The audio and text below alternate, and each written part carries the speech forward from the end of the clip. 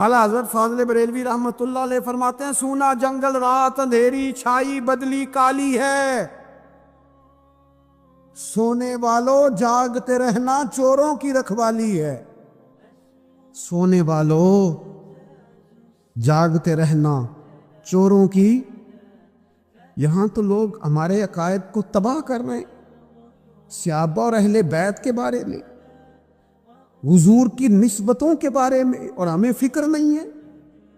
इतनी दूर ले जाया जा रहा है, इतना फिक्री इंतशार नहीं कहा। हजरत रबिया बिन काब की वो हदीस तो सारे लोग सुनाते हैं कि वुजू कराया करते थे तो नबी पाक ने फरमाया कुछ मांग ले। उन्होंने जन्नत में नबी पाक का पड़ोसी मांग लिया, ये बुखारी में मौजूद है। लेकिन वो वाली हदीस भी पढ़ो कि जब नबी पाक ने उन्हें कहा कि रबिया तू मुझे वुजू कराता रहता है, शादी क्यों नहीं करता? हुजूर ने नहीं फरमाया कि उसका जाती मामला है, मैं शादी कराऊंगा, मैं इस काम में क्यों आऊंगा, शादी क्यों नहीं करता? इसकी हुजूर कोई कारोबार नहीं, कोई मामला नहीं, कोई रंग रूप नहीं, और आपकी खिदमत से भी रुक जाऊंगा। कहते हैं हुजूर खामोश हो गए। अगले दिन फिर पूछा निकाह क्यों नहीं करते? मैंने कहा हुजूर ना कारोबार है, ना घर है, ना मकान है, ना रंग रूप है, कौन रिश्ता देगा? जब मैं ये कह के बाहर निकला ना हुजूर खामोश हो गए, तो मेरे दिल में ख्याल आया रबिया तू बहस क्यों करता है? और उनको बताता है जिन्हें अल्लाह ने सारा कुछ ही अता फरमाया हुआ है। हुजूर कहते हैं शादी क्यों नहीं करता, तो चुप करके कह दे महबूबा जैसे दिल करता है वैसे कर दे, तू आगे से दलीलें देता फिरता है। ये भी को बात हुई। फरमाते अगले दिन मैंने इरादा कर लिया, हुजूर ने अगर आज कहा तो कह देना या रसूलल्लाह जैसे दिल लो करे। मैंने वुजू कराया, मेरा ख्याल था हुजूर यहाँ रोक के कहेंगे, यहाँ रोक के कहेंगे, पर हुजूर ने आज बात ही कोई ना की। मैं देर तक सोचता रहा यहाँ कहेंगे, यहाँ कहेंगे, पर आज हुजूर ने बात ही ना की। मैं पछता रहा था कि 2 दिन मौका मिला, मैंने ज़ाया कर दिया। फरमाते वुजू पूरा करा के जब मैं बाहर निकला, दरवाजे तक पहुंचा तो महबूब ने आवाज़ दी, बात सुन। मैं ठहर गया। फरमाया शादी क्यों नहीं करते? कहते मेरा तो दिल फूलों की तरह खिल उठा। मैंने कहा या रसूलल्लाह जैसे दिल करता है करा दे। तो नबी पाक अलैहिस्सलातु वस्सलाम ने फरमाया फलां कबीले के सरदार के पास जा, उसे कहा अपनी बेटी का निकाह तेरे साथ कर। कहते मैं गया, थोड़ी देर के लिए तवक्कुफ किया उन्होंने, लेकिन फिर वो राजी हो गए। मैं वापस आया, सुनो ये जी उसका जाती मामला है, लेकिन नबी पाक ने देखा कि इसको जरूरत है मेरी, इसका निकाह नहीं हो रहा, घर नहीं आबाद हो रहा, तो हुजूर ने पूरा किरदार अदा किया। मेरे महबूब करीम अलैहिस्सलातु वस्सलाम ने हज़रत हारिसा बिन नौमान को बुलाया। फरमाया तेरा एक मकान खाली है? कहा या रसूलल्लाह हाँ। फरमाया ये मेरे रबिया को दे दे, उसमें रहा करेगा, दुल्हन को लाएगा। हज़रत बुरीदा असलमी को बुलाया। फरमाया एक खजूर की गुठली के बराबर सोना चाहिए। या रसूलल्लाह किस लिए? फरमाया मेरे इस गुलाम ने अपनी बीवी को हक महर देना है। हजरत सैयदना उस्मान गनी को बुलाया, तीसरे सहाबी। फरमाया एक मेंढे का बंदोबस्त तूने करके देना है। हुजूर किस लिए? फरमाया मैंने अपने गुलाम का वलीमा करना है, बकरे का बंदोबस्त कर। सारी तैयारियां करके दी। हजरत रबिया कहते हैं जब मैं दुल्हन ब्याह के घर लाया तो मेरे दोस्त यार रिश्तेदार मुबारक देने आए, कहने लगे तेरी क्या बात है, शादी भी आला खानदान, वलीमा भी, और खजूर की गुठली के बराबर हक महर भी। तो हजरत रबिया रो पड़े, फरमाने लगे मैं तो काला कलोटा हबशी गुलाम था, सलाम भी कोई नहीं लेता था, मुझे मुबारक ना दो, मेरे मुस्तफ़ा पे दुरूद व सलाम पढ़ो। ये सारा हुजूर का करम है। कहते हैं उसका जाती मामला है, भाई सारा दिन तेरे साथ रहता है, उठता बैठता है, तेरी नौकरी करता है, तूने कभी पलट के देखा ही नहीं, तूने कभी अश्कुशोई नहीं की, तूने इतना टाइम ही नहीं दिया कि तेरे कंधे पे सर रख के रो सके, तेरी तवज्जो ही नहीं। नबी रहमत अलैहिस्सलाम दाएं बाएं वालों आगे पीछे वालों का ख्याल रखते, जहां जिसको ज़रूरत होती हुजूर उसकी ज़रूरत में पहुंचते, अश्कशोई करते, नबी पाक प्यार करते। कहते हैं उसका ज़ाती मामला है, मैं क्या करूं? सुनो हज़रत जाबिर इब्न अब्दुल्लाह रदी अल्लाह ताला अन्हु के जो वालिद थे ना हज़रत अब्दुल्ला बिन अमर रदी अल्लाह ताला अन्हु, वो आला तरीन उहद के शहीद हैं कि नबी पाक फरमाते हैं रब करीम ने खुद उनसे गुफ्तगू फरमाई है, खुद उनसे गुफ्तगू की अल्लाह तबारक व तआला ने। हज़रत जाबिर बिन अब्दुल्ला के वालिद अब्दुल्ला बिन अमर उहद में शहीद हो गए थे। 6 یا 10 بہنیں تھیں ان کی، قرضے چڑھ گئے، کاروبار میں نقصان ہو گیا۔ ضروری نہیں کہ کوئی آدمی دھوکے بازی ہو تو وہ مقروض ہوتا ہے، یہ ضروری نہیں۔ تلک الایام نداولها بین الناس، اللہ لوگوں کے دن پھیرتا ہے، حالات تبدیل کرتا ہے۔ اب سیابی پہ کچھ شک کر سکتا ہے؟ لیکن حضرت جابر کہتے ہیں اتنا قرضہ چڑھ گیا کہ ایک ایک بال میرا قرضے میں ڈوب گیا۔ قرضے بڑے دینے تھے، مقروض آتے، تنگ کرتے۔ خود نبی کریم علیہ السلام نے فرمایا ہے کہ جو مقروض ہوتا ہے وہ قیدی ہوتا ہے، جب تک قرض دے نہیں لیتا اتنی دیر تک وہ آزاد نہیں ہوتا۔ حضرت جابر ابن عبداللہ کہتے ہیں میرے باغ میں کھجوریں پکی تھی، یہ بخاری میں بھی ہے، کنز العمال میں بھی ہے، ابن کثیر میں بھی ہے، امام حلبی نے سیرت حلبیہ میں لکھا ہے، بیسیوں درجنوں کتابوں میں آپ کو روایت ملے۔ فرمانے لگے کھجوریں جب میری پک کے تیار ہو رہی تھی تو مقروض جب پیسے لینے آتے تو میں کہتا قرضے یہ کھجوریں پکتی ہیں تو دیتا ہوں۔ یہ ہم پنجاب کے لوگ کیا کہا کرتے تھے، ہاڑی سونی جی، یہاں چاول کی فصل پہ، یہاں گندم کے، ہم نے تو کپڑے لیے ہوتے تھے ادھار دکانوں سے کہ فصل پکتی ہے تو پھر دے دیتے ہیں، کہ کھجوریں پکتی ہیں تو دیتا ہوں۔ فرماتے پتہ مجھے بھی تھا کھجوریں زیادہ تھوڑی ہیں اور جن کے پیسے دینے ہیں وہ پیسے، فرماتے ہیں کھجوریں پک گئی، اتاری تو یہ تو 11 گنا بھی اور ہو تب بھی قرضہ نہیں اترتا۔ کہتے ہیں میں نے دوستوں سے، یاروں سے، رشتہ داروں سے، وہ جو کہتے ہیں نہیں کوئی حکم ہوا تو بتانا، پھر جس دن بندہ حکم بتاتا ہے اس دن کہتے ہیں آج سویرے ہی بچہ پیسے لے گیا، یہ تو 2 گھنٹے پہلے بتاتا تو تیرا کام، ہنس رہے ہیں آپ بیچ بیچ میں سے، 2 گھنٹے بس لیٹ ہیں آپ، بلکہ کئی تو پونے گھنٹے کا ٹائم دیتے ہیں، کہتے ہیں پونا گھنٹہ پہلے تو آ جاتا تو تیرا کام بس، اور جب بھی آپ فون کرو سے اگلی دفعہ کرے تو پھر شاید آدھے گھنٹے کا ٹائم دے دیں کہ آدھا گھنٹہ ہو گیا تو لیٹ ہو گیا، ورنہ کام بالکل تیار تھا۔ اور ہمارے زمانے میں تو دوستی قائم رکھنی ہے تو صرف اس سے رہ سکتی ہے جسے آپ کام نہ بتائیں، حالانکہ اس دوست کا کیا مطلب، دنیا تے جو کام نہ آیا اوکھے سوکھے ویلے، اس بے فیض سنگی کو لو بہتر یار اکیلے، کیا مطلب ہے، کام بتایا تو رفو چکر ہو گیا، مانا کیا ہوا اس بات؟ میرے رسول کائنات علیہ السلام کے صحابی کہتے ہیں سب سے کہا پر کسی نے نہ سنی، جب میں تھک گیا نا تو میں دروازہ رسول پہ چلا گیا، یا رسول اللہ یا رسول اللہ یا رسول اللہ، حضور قرضے زیادہ ہیں، کھجوریں کم ہیں، یہودیوں کے پیسے ہیں وہ مانتے نہیں، نبی پاک نے فرمایا ان سے کہو تھوڑے تھوڑے لے لیں باقی پھر دے، حضور نہیں مانتے۔ حضور کہہ سکتے تھے سلمان جاؤ بات کر کے آؤ، جاؤ بلال صہیب جاؤ، کون جاتا ہے مقروضوں کی سفارش کرنے، کہتا ہے بھائی میں نہیں بیچ میں آؤں گا، اتنے پیسے اوہو، میں اپنے موبائل فون بند کر جاتے، کو پوچھے نہ۔ لیکن نبی کریم علیہ السلام نے فرمایا سنو، خود رسول پاک، خود نبی پاک نے، حضور نے فرمایا چل میں تیرے ساتھ چلتا ہوں، چل میں تیرے ساتھ چلتا ہوں، مقروض کے ساتھ، امیر کے ساتھ نہیں، اس کے ساتھ نہیں جس نے پیسے لینے ہیں، بلکہ حضور مقروض کے ساتھ، گرے ہوئے کے ساتھ چلے، چل میں چلتا ہوں۔ یہودی تک گئے، فرمایا کچھ لے لے، یہ بیچارہ دھوکے باز نہیں الجھ گیا ہے، غربت، کچھ لے لے باقی پھر دے دیں گے۔ کہنے لگا سارے ہی لینے ہیں۔ جب اس نے بات نہ مانی تو پھر یہ اللہ کے رسول ہے نا۔ اعلیٰ حضرت فرماتے ہیں میرے کریم سے گر قطرہ کسی نے مانگا، دریا بہا دیے، دربے بہا دیے۔ یہ دربے کیا ہوتے ہیں؟ یہ مجھے پوچھا تھوڑے دن پہلے ایک شخص نے، آپ سنتے رہتے ہیں نا شعرات و ترجمہ پوچھتے ہی نہیں نا، کبھی پوچھ لیا کریں کہ اس کا معنی کیا ہے، کبھی پرچی لکھ لیا کریں تاکہ کوئی جب آپ سے پوچھے تو یہ دربے کیا ہے، لفظ دربے ہے ہی نہیں، اصل میں اعلیٰ حضرت کو پڑھتے نہیں نا لوگ، تو انہیں پتہ ہی نہیں وہ بات کتنی اعلیٰ، یہ لفظ دربے نہیں ہے۔ اعلیٰ حضرت کہتے ہیں میرے قریب سے گر قطرہ کسی نے مانگا، دریا بہا دیے ہیں، در بے بہا دیے۔ در علیحدہ ہے اور بے بہا، در کہتے ہیں ہیرے کو، ایک معنی ہیرا ہے، در بے بہا، بے بہا کی تو سمجھ آتی ہے نا، در بے بہا دیے ہیں یعنی ہیرے بے بہا دیے ہیں اسے۔ اب سمجھ آئی یہ بات کی، دریا بہا دیے ہیں، در بے بہا دیے ہیں، یہ معنی ہے شعر کا۔ تو جب وہ نانا مانا یہودی، تو نبی کریم علیہ الصلوۃ والسلام فرمانے لگے نہیں تو پھر پورے لینے ہیں؟ کہنے لگا جی پورے لینے ہیں۔ حضور فرمانے لگے کل آ جانا، سارے دے دیں گے، پورے پیسے تیرے ملیں گے، تو آ جانا۔ حضرت جابر ابن عبداللہ کو حضور نے فرمایا کھجوریں اتار کے نا تو اپنے باغ میں ڈھیر لگا اور میں آیا۔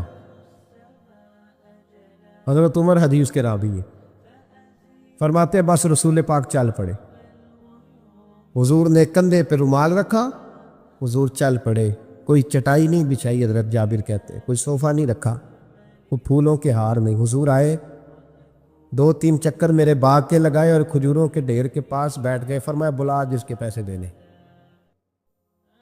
بلا، اب تنگی یہ داماں پہ نہ جا، اور بھی کچھ مانگ، بلا۔ فرماتے بندے کو بلایا، حضور نے فرمایا کتنے پیسے؟ حضور اتنے درہم دینار ہے۔ فرمایا کھجوریں تولتا جا اور دیتا جا۔ فرماتے میں دیتا گیا، میں نے کہا حضور اس کے پیسے پورے ہو گئے۔ حضور مسکرا کے فرمانے لگے چل 4-5 کلو کھجوریں اضافی دے دے، کوئی عرض نہیں۔ کہتے ہیں وہ بھی دے دی۔ حضور نے فرمایا بلا دوسرے کو، فرمایا اس کو بھی بلایا، تولتا گیا، دیتا گیا، حضور پورے ہو گئے۔ نبی کریم علیہ الصلوۃ والسلام نے فرمایا چل 4-5 کلو کھجوریں زیادہ دے دے۔ کہتے قرضے بھی دے دیے، 5-5 کلو کھجوریں بھی زیادہ دے دی۔ محبوب اٹھے، کچی زمین پہ بیٹھے تھے، حضور نے لباس مبارک کو جھاڑا، رومال کندھے پہ رکھا، فرمایا میں مسجد جا رہا ہوں، وہاں آ کے مجھے خبر دینا، وہاں آ کے مجھے بتلانا کہ جب میں آیا تھا تب کھجوریں زیادہ تھی کہ جب واپس گیا ہوں تب زیادہ ہے۔ وہاں مجھے آ کے اطلاع دینی ہے، بتانا ہے مجھے، وہاں آ کے میں جا رہا ہوں، مجھے بتانا ذرا وہاں آ کے۔ حضرت جابر ابن عبداللہ کہتے ہیں میں نے کھجوریں تولی، میں تھک گیا، میں تھک گیا، ڈھیر تو چھوٹا تھا پر وزن ہی بڑا نکلا۔ کہتے ہیں میں تھک گیا، جتنی دی تھی نا اس سے زیادہ تول کے باقی پڑی رہنے دی۔ میں مسجد میں گیا، ذرا لفظ سننا حدیث کے، کہتے ہیں مسجد میں گیا، جا کے عرض کی یا رسول اللہ میں تول آیا ہوں، جب آپ آئے تھے تھوڑی تھی اور جب واپس آئے ہیں تو کئی گنا بڑھ گئی ہیں۔ حضور نے پتہ کیا فرمایا؟ فرمایا یہ بات نا جو تو نے مجھے بتائی ہے، یہ بات ذرا میرے عمر فاروق کو بھی بتا، عمر بڑا راضی ہوگا، عمر کو بھی بتلا یہ بات۔ گویا نبی پاک کے معجزات کی، فضائل کی، شمائل کی باتیں جب بتائی جاتی تھیں صحابہ کے دل ٹھنڈے ہوتے۔ عمر کو بھی بتا، عمر راضی ہوں گے۔ جناب جابر ابن عبداللہ رضی اللہ تعالیٰ عنہ فرماتے ہیں میں حضرت عمر کے پاس گیا، میں نے کہا عمر میری یہ رائے تھی کہ جتنی میری کھجوریں ہیں 11 گنا اور بھی اتنی ہو تو پھر بھی قرضہ نہیں اترتا، لیکن سارے قرضے بھی اترے، 5-5 کلو کھجوریں بھی زیادہ دے دی اور پہلے سے زیادہ کھجوریں پڑی ہیں۔ تو کہتے ہیں حضرت عمر کی آنکھیں روشن ہو گئی، چہرہ مسکرانے لگا، کہنے لگا تو اب بتا رہا ہے نا، اب واپس آ کے رزلٹ سنا رہا ہے، تو صحابہ سے پوچھ لے جب نبی کریم گئے تھے تو میں نے اسی وقت کہا تھا، حضور کے جاتے ہی میں نے کہا تھا اب دیکھنا رب کریم جابر بن عبداللہ پر ساری ہی رحمتیں نازل فرما دے، اللہ ہر قسم کا کرم فرمائے گا، خیر ہی خیر ہو جائے گی، دیکھ لے میں نے پہلے بتلا دیا۔ میرے نبی پاک سلام چھوٹی چھوٹی باتوں کا خیال رکھتے، چھوٹی چھوٹی چیزوں پر توجہ دیتے، خیال کرتے کس کو کس وقت کس چیز کی کہاں حاجت ہے، اس کی وہ حاجت پوری کی جاتی، اس کا دھیان رکھا جاتا۔ حضرت جابر خود فرماتے، یہ مسلم کے لفظ ہے، فرماتے ایک دفعہ میں حضور کے ساتھ جہاد پہ گیا تھا، میرا اونٹ کمزور تھا، میں پیچھے رہ گیا۔ ہمارے یہاں شرط لگتی ہے نا، اللہ تعالیٰ خیر فرمائے، ایک بھائی گاڑی خریدتا ہے پھر دوسرا چاہے زیور بیچے اس نے بھی خریدنی ہوتی ہے، ورنہ گھر میں گھسنے کی اجازت نہیں ملتی، بہت سارے خرچے۔ یہ جو جوائنٹ فیملی سسٹم ہے نا، اکٹھے جو ہاں بھائی رہتے ہیں 3 4 5 6، اس کے بہت سارے خرچے ضد کی وجہ سے بڑھ جاتے ہیں، اس نے کیا ہے تو لہذا میں نے بھی، ہوتا ہے نا جی ایسے، تو پھر اس ضد میں کو پیچھے پلٹ کے نہیں دیکھتا کہ چلو جو پیچھے رہ گیا اس کا بھی ہاتھ پکڑے ساتھ آ جائے، دوڑتے رہتے، اس میں بیچارے کئی تھک جاتے ہیں، کئیوں کے پیر دوڑ دوڑ کے سوج جاتے ہیں، بڑے مسئلے بنتے ہیں، لیکن پیچھے پلٹنے کو کوئی تیار ہے؟ اس دوڑ نے ہمیں تھکا کے رکھ دیا۔ مسلم میں ہے، جناب جابر ابن عبداللہ کہتے ہیں حضور کے ساتھ میں جہاد پہ گیا، واپس آ رہا تھا، میرا اونٹ کمزور تھا، بوڑھا تھا، بیمار تھا، سب لوگ آگے گزر گئے، میں پیچھے رہ گیا، کچھ میں پریشان رہتا تھا غربت سے، تو میں مایوس بھی تھا، ذرا پیچھے رہ گیا، پریشان تھا۔ فرماتے ہیں نبی پاک نے نا 2-3 دفعہ پلٹ کے دیکھا، ادھر دیکھو، میں نے اپنی زندگی میں بڑے لوگ دیکھے ہیں، وہ امیروں میں چلے گئے، پیچھے پلٹ کے انہوں نے غریبوں کو کبھی نہیں دیکھا کہ وہ ایک دوست ہوتا تھا ہمارا جو ماڑا ہے، غریب ہے، پلٹ کے نہیں دیکھا۔ کہتے ہیں نبی کریم علیہ الصلاۃ والسلام نہ آگے گئے، سب سے آگے۔ حضور نے 2 4 5 دفعہ نہ پیچھے پلٹ کے دیکھا۔ جابر ابن عبداللہ کہتے ہیں جب میں نظر نہ آیا تو میرے محبوب کا انداز کریمانہ دیکھیں، حضور اعلانیہ فرمانے لگے، بھئی مجھے جابر نہیں نظر آ رہا۔ بے خبر ہو جو غلاموں سے، واقعہ کیا ہے؟ واقعہ کیا ہے؟ یہاں ہمارے استاد جب یہ حدیث پڑھا رہے تھے نا، یہ حدیث پڑھا رہے تھے تو اچانک رونے لگ گیا۔ میں نے کہا حضور کیا ہوا، رو کیوں پڑے؟ تو کہنے لگے یار سوچتا ہوں جو محبوب جہاد سے واپسی پر اپنے غلاموں کو نہیں بھولے، وہ میدان محشر میں کیسے بھول جائے؟ وہ وہاں بھی پوچھیں گے فلانا کدھر گیا، فلانا کدھر گیا، ایک ایک کا نام لیں گے۔ حضور نام لیں گے ہماری موج بن جائے گی۔ نبی کریم نے پلٹ کر کے دیکھا، جابر نہیں نظر آ رہے۔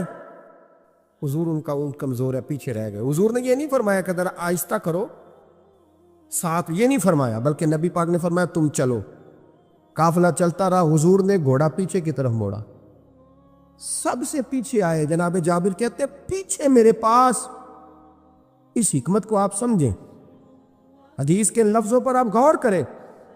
ایک کہہ کے کہنا ذرا اس کو میرے پاس لاؤ، یہ بات اور ہے، ذرا آہستہ ہو جا، وہ بھی ساتھ مل جائے۔ لیکن یہ معنی اور ہے کہ غریب جہاں بیٹھا ہے اس کے پاس خود چل کے جانا۔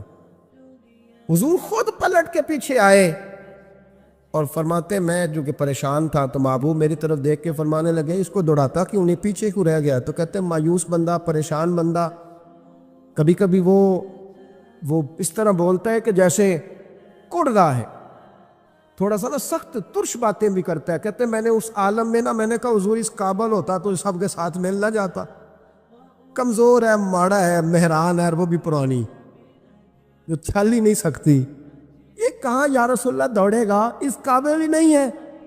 حضور اس قابل ہوتا تو قافلے کے ساتھ نہ ہوتا۔ کہتے ہیں حضور نے میری طرف توجہ فرمائی، میں باتیں کر رہا تھا اپنے اندر کی پریشانی کی، تو حضور مسکراتے جا رہے۔ حضور کے ہاتھ میں چھڑی تھی، فرمانے لگے ایسے ہی تو باتیں کر رہا ہے۔ نبی پاک نے اونٹ کی پشت میں چھڑی لگائی اور فرمایا تو دوڑتا کیوں نہیں؟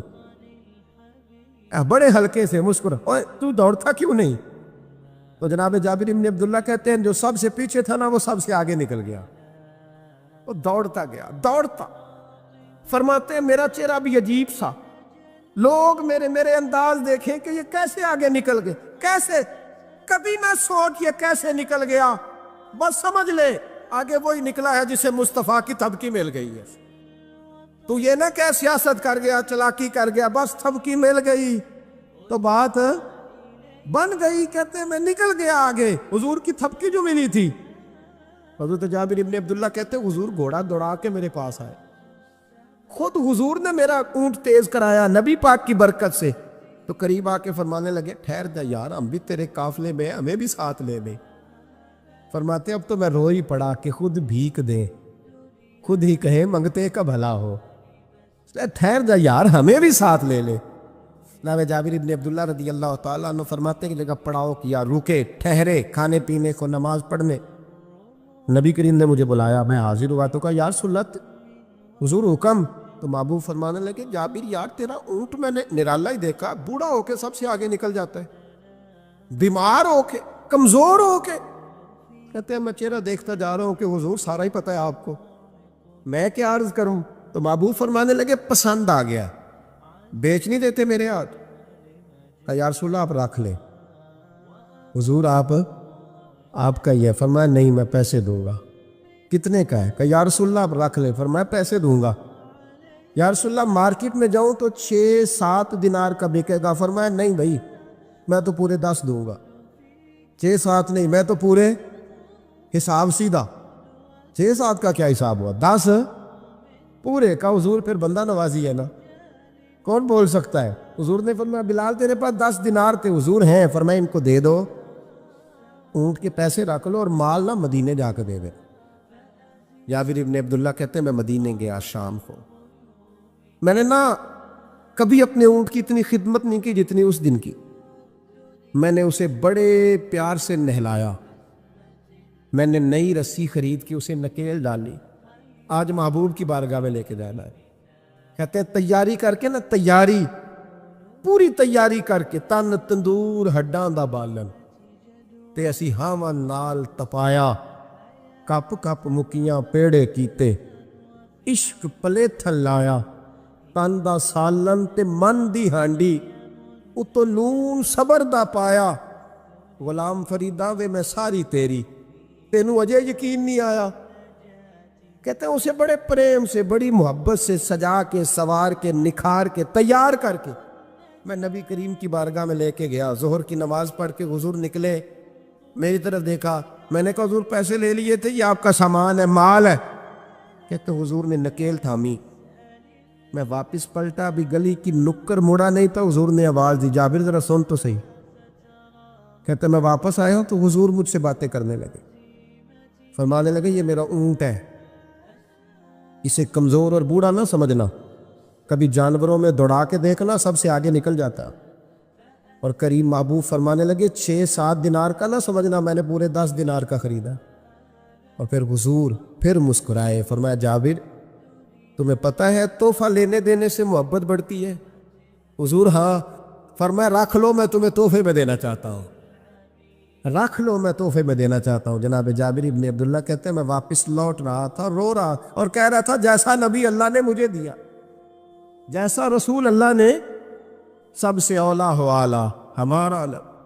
آنکھیں بند کر کے جھوٹ کی زندگی جی کے، اپنے ساتھ بددیانتی کر کے، دھوکہ دے کے، اپنے آپ کو دائیں بائیں، اپنے آپ کو کہیں مصروف رکھ کے کچھ وقت ضائع تو کر لیتے ہو، پر تمہیں پتہ تو ہے نا کہ عبادت اللہ کی کرنی، تمہیں اس کی خبر ہے۔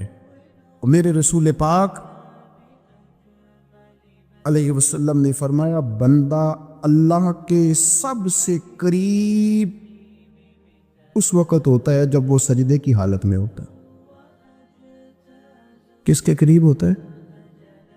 اللہ کے سب سے قریب ہوتا ہے، وہ بڑا نیڑے ہے رب کے، بڑا قریب ہے، اس لیے کہ وہ حالت سجدہ میں، وہ جب سجدے کرتا ہے نا، اس کی بارگاہ میں جب جھک جاتا ہے۔ آپ ذرا سجدے کی کیفیت دیکھیں نا، زبان بھی یہاں ہے، آنکھ بھی یہاں ہے، کان بھی، عقل بھی ساری، اس نے سارا کچھ رکھ دیا سجدے۔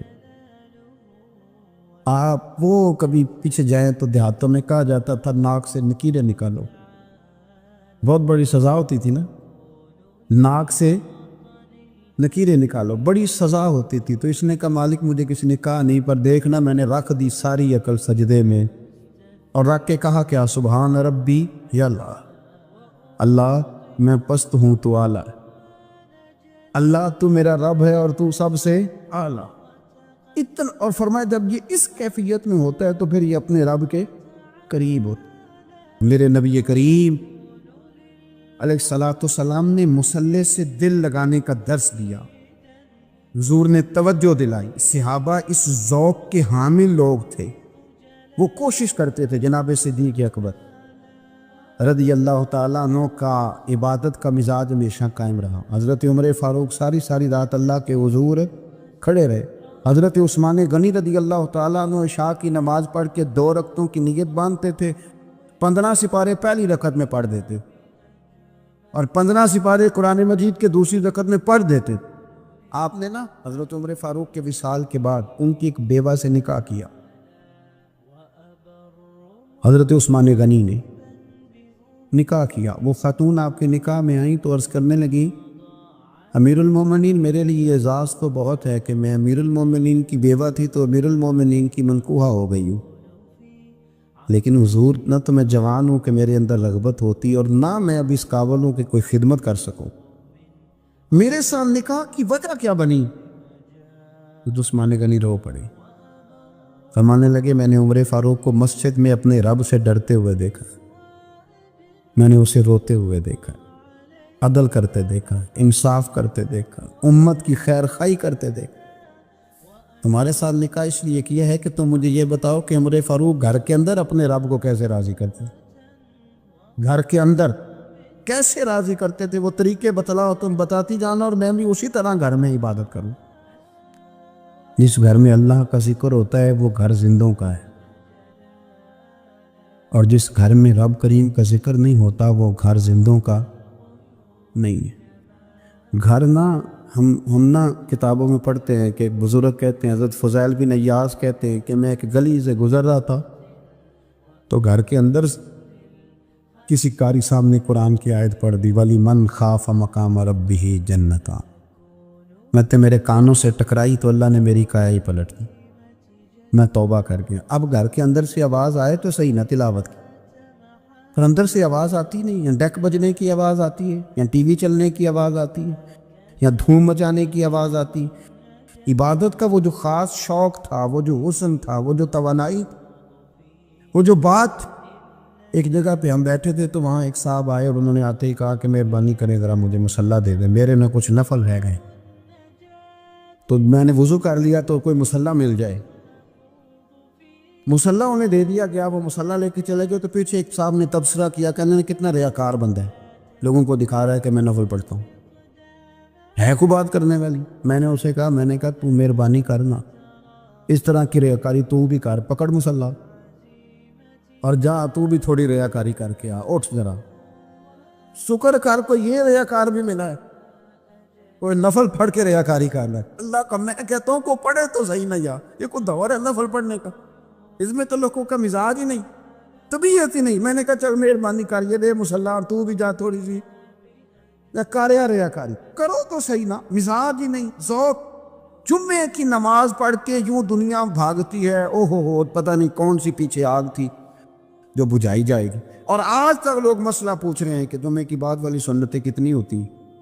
میں نے کہا کتنے سال ہو گئے جمعہ پڑھتے، کتنے سال ہو گئے، ابھی تک سنتوں کا نہیں پتہ، ابھی تک نہیں علم کے پہلے کتنی رکھتے ہیں اور بعد میں کتنی رکھتے ہیں۔ فجر کی سنتیں کب پڑھنی چاہیے؟ سنو فجر کی سنتوں کے بارے۔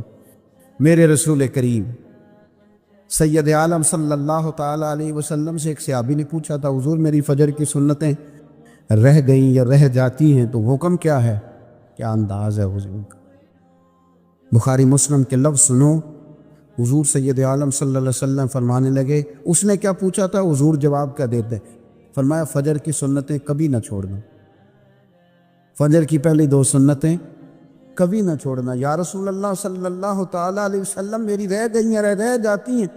فرمایا فجر کی 2 سنتیں نہ چھوڑنا، فرمایا فجر کی پہلی 2 سنتیں مجھے دنیا اور دنیا کے اندر جو کچھ ہے وہ سب سے زیادہ پیاری ہے۔ فجر کی 2 سنتیں دنیا اور دنیا میں جو کچھ ہے مجھے وہ سب سے زیادہ پیاری ہے، اس لیے فجر کی سنتیں نہ چھوڑ۔ اپنا ذوق، اپنی طبیعت، ہم نے نا ذوق غلط بنا لیا۔ اگر 20 بندے کہہ بھی دیں گے تو نے بڑی شاندار تلاوت کیا تو کیا اس سے بنے گا؟ 100 بندہ کہہ بھی دے تیری کیا بات ہے، کیا بات ہے نعت خاں کی، کیا بات ہے علامہ صاحب کی، پیر صاحب، پیر مہر علی شاہ صاحب رحمۃ اللہ علیہ۔ آپ تشریف فرماتے تو آپ کے ایک ہی بیٹے بابو جی جن کو کہا جاتا ہے، جس دن صاحبزادے پیدا ہوئے تو خادم نہ وہاں سے نکلا۔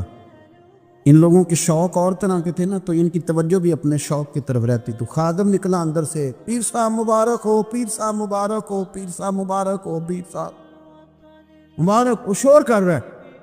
تو پیر صاحب کو وجد ہو گیا، اللہ اکبر، اللہ اکبر، اللہ، کیا ہوا؟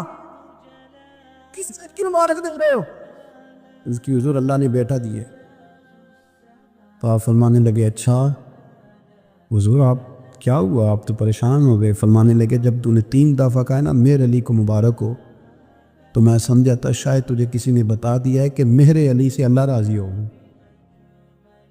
میں سمجھا تھا کہ شاید تو یہ خبر لے کے آیا ہے کہ کسی نے بتایا ہے کہ مجھے آج خبر ملی ہے کہ مہر علی سے رب، اچھا پتر ہوا ہے، الحمدللہ اللہ کا شکر ہے، پر میرے لیے مبارک کا دن وہ ہوگا جب میرا رب کہے گا کہ میں مہر علی سے راضی، میرے محبوب کہیں گے کہ میں مہر علی سے۔